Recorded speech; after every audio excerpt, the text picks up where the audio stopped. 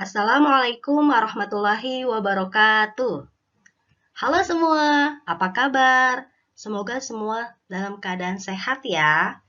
Mari kita awali pembelajaran kita dengan membaca basmalah. Bismillahirrahmanirrahim. Kali ini kita akan mempelajari materi tentang teks eksplanasi. Oke, apa itu teks eksplanasi? Berdasarkan asal katanya, yaitu explain, yang artinya menjelaskan.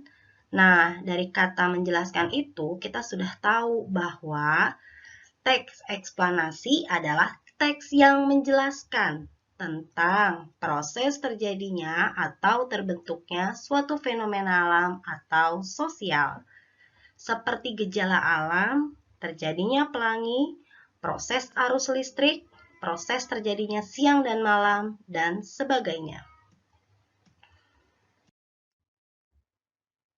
Dalam teks eksplanasi memiliki struktur. Mari kita pelajari struktur teks eksplanasi. Yang pertama, pernyataan umum atau pembukaan ini berisi informasi singkat tentang apa yang diinformasikan. Yang kedua, deretan penjelas atau isi, berisi urutan penjelasan tentang peristiwa yang terjadi dan dijelaskan secara berurutan. Dan yang ketiga, yaitu penutup, kesimpulan yang berisi pendapat singkat penulis tentang topik atau peristiwa yang dijelaskan. Perhatikan struktur dari teks eksplanasi berikut. Sekarang kita akan bersama-sama membaca sebuah paragraf dengan judul James Watt, sang penemu mesin uap. Pada paragraf pertama, James Watt adalah penemu yang mengembangkan mesin uap sehingga menjadi dasar revolusi industri. Ia lahir pada tanggal 19 Januari 1736 di Greenock, Skotlandia. Pada paragraf pertama, ini merupakan pernyataan umum atau pembuka. Pada paragraf kedua, kita baca, ketika berumur 18 tahun, James Watt melakukan perjalanan ke London untuk melanjutkan studi tentang instrumen dan peralatan selama setahun. Setelah itu, ia kembali ke Skotlandia dengan tujuan membuat sendiri bisnis pembuatan instrumennya. Nah, pada paragraf kedua ini merupakan deret penjelas atau isi dari teks tersebut. Sekarang kita lanjut ke paragraf berikutnya, yaitu paragraf ketiga. Kita baca bersama-sama.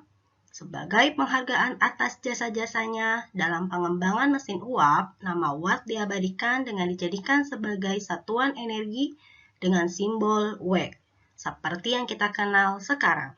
Ia dikenal sebagai penemu yang memberi dampak positif bagi manusia. Nah, pada paragraf ketiga ini merupakan penutup atau bagian kesimpulan. Menyajikan informasi penting dari teks eksplanasi dalam bentuk diagram. Kita dapat menemukan informasi penting dari teks eksplanasi dengan membaca cermat dan menjawab pertanyaan. Materi ini sudah kita pelajari di pelajaran sebelumnya.